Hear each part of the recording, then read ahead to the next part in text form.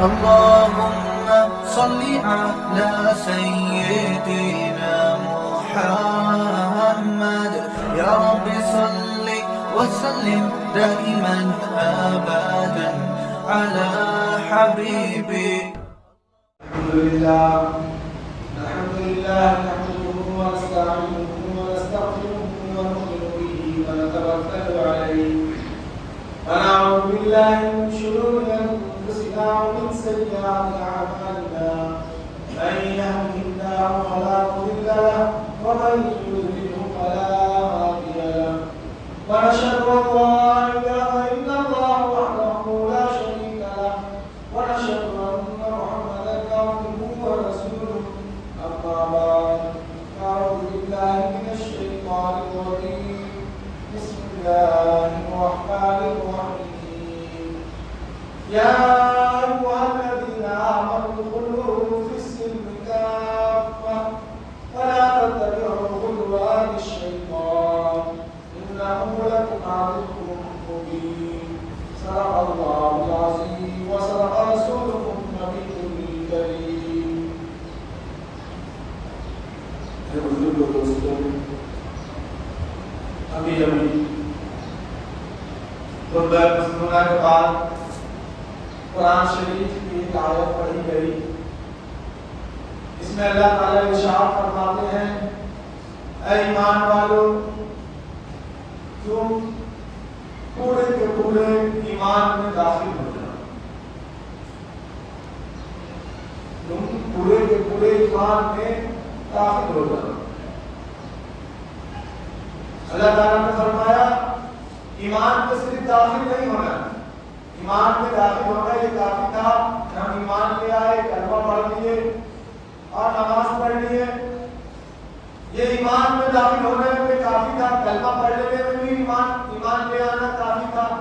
لیکن اللہ نے قرآن کی آیت میں ارشاد فرمایا کہ تم پورے کے پورے ایمان میں داخل ہو جاؤ، یعنی اپنی پوری زندگی اللہ اور اللہ کے رسول صلی اللہ علیہ وسلم کے راستے پر گزارنے لگے.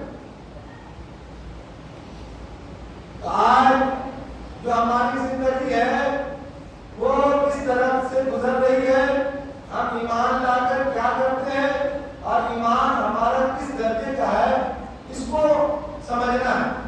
اللہ تعالیٰ قرآن میں کیا فرما رہے ہیں اور ہم کیا کریں، ہمارے حالات کیسے ہیں ایمان کے معاملہ میں. آج مجھے اس بات کو جاننا ہے. آج ہمارا یقین بہت ساری چیزوں سے لگا ہوا ہے.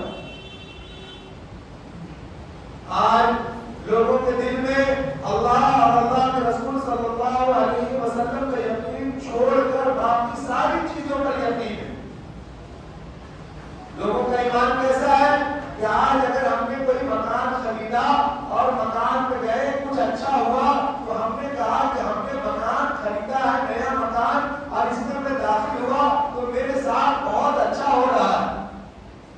کوئی آدمی کہتا ہے کہ تم اس مکان کو بیچ کر کسی دوسرے مکان میں چلے جاؤ تو ہم کیا کہتے ہیں کہ اس مکان نے مجھے بہت کچھ دیا، اس نے مجھے مال دیا، اس نے مجھے اولادیں دی، اس نے مجھے بہت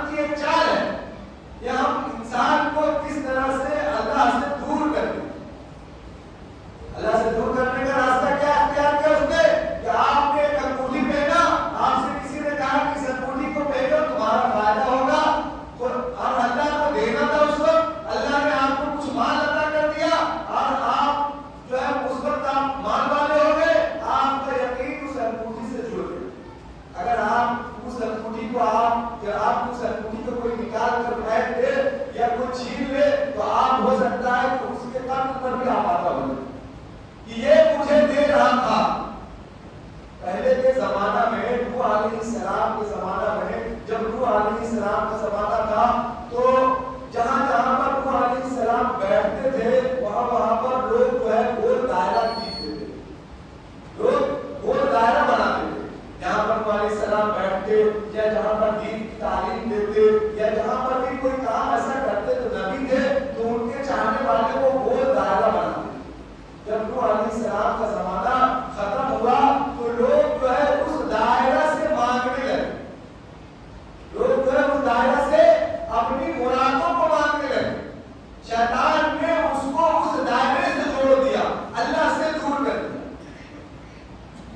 اسی طریقے سے عمر رضی اللہ تعالیٰ عنہ کے زمانے میں ایک درخت تھا جہاں پر اللہ کے نبی صلی اللہ علیہ وسلم بیٹھا کرتے تھے.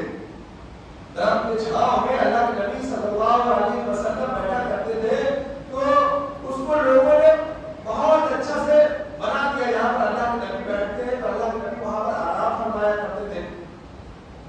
جب عمر رضی اللہ تعالیٰ عنہ کا زمانہ آیا تو آپ نے سب سے پہلے اس کو توڑوا دیا. لوگوں نے کہا کہ آپ اللہ کے نبی جس جگہ پر آرام فرماتے تھے آپ نے اس جگہ کو توڑوا دیا. ہمارے دل میں تو یہی بات آئے گی کہ عمر رضی اللہ تعالیٰ عنہ اللہ کے نبی کے منکر تھے. ہمارے دماغ اور ذہن میں تو یہی بات آئے گی کہ عمر رضی اللہ تعالیٰ عنہ اللہ کے نبی صلی اللہ علیہ وسلم سے نفرت کرتے تھے, اس کے لیے اس جگہ کو عمر رضی اللہ تعالیٰ عنہ نے توڑوا دیا. نہیں, عمر رضی اللہ تعالیٰ نے بیان کیا کہ ہم تک تو یہ زمانہ ٹھیک ہے, ہم اس کو بیٹھ کر ہی گزار رہے ہیں, لیکن جب ہمارا بعد کا زمانہ آئے گا تو لوگ اس سے اپنی مرادوں کو مانگنے لگیں. تو آج شیطان نے میرے ساتھ کیا کیا کہ شیطان نے آج مجھے پتھروں سے, گھروں سے, باغوں سے اور نہ جانے گاڑیوں سے اور نہ جانے کن کن باتوں سے جوڑ دیا. اس جوڑنے کی وجہ شیطان کو اس کا فائدہ کیا پہنچتا ہے کہ شیطان نے اللہ سے وعدہ کیا ہے کہ ہم آپ کے بندے کو آپ کی عبادت سے ہٹا دیں, ہم آپ کے بندے کو آپ کی عبادت سے ہٹا دیں گے. اللہ نے کہا کہ جاؤ, تمہیں اجازت ہے کہ تم جو کرنا چاہتے ہو کر دو, جو میرا نیک بندہ ہوگا وہ میرے ہی طرف آئے. ابراہیم علیہ السلام کا ایک واقعہ ہے کتاب قرآن شریف میں کہ ابراہیم علیہ السلام نے اپنے باپ آزر کو سمجھایا کہ آپ جو بتوں کی پوجا کرتے ہیں یہ شرک ہے, یہ آپ نہ کریں. اس کے بعد اللہ نے ابراہیم علیہ السلام کو کچھ باتوں کو دکھایا. قرآن میں کچھ آیت میں اللہ فرماتے ہیں فلما جن علیہ اللیل رأى کوكبا.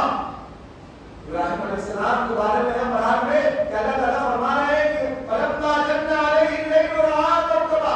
ابراہیم علیہ السلام فرماتے ہیں کہ جب میں نے ستاروں کو دیکھا تو کہا یہی میرا رب ہے. جب میں نے ستاروں کو دیکھا تو کہا یہی میرا رب ہے.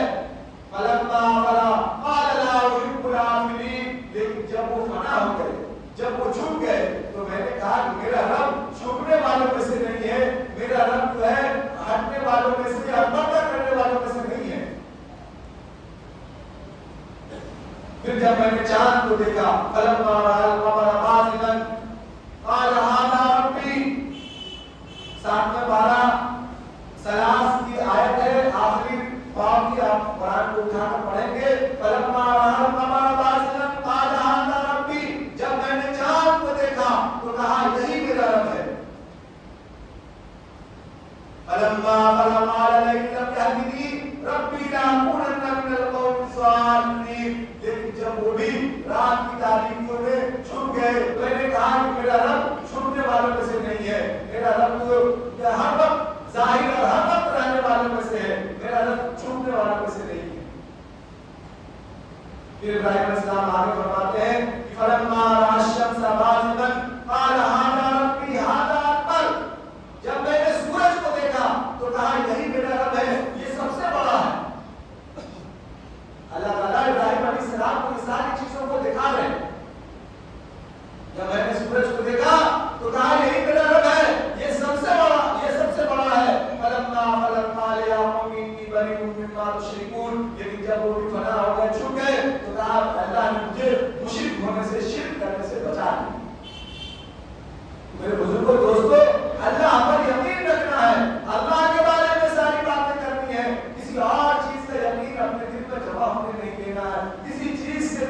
نہیں ہوتی، نہ گھر سے، نہ مکان سے، نہ کوٹھی سے، نہ کارخانے سے، نہ جگہ سے.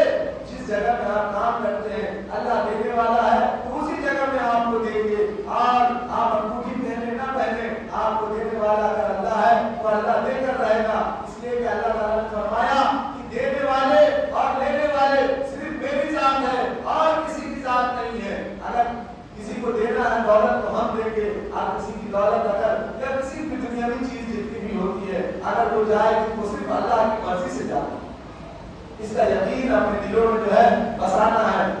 وما علیک الا البلاغ. اللهم صل على سيدنا محمد يا رب صل وسلم دائما أبدا على حبيبي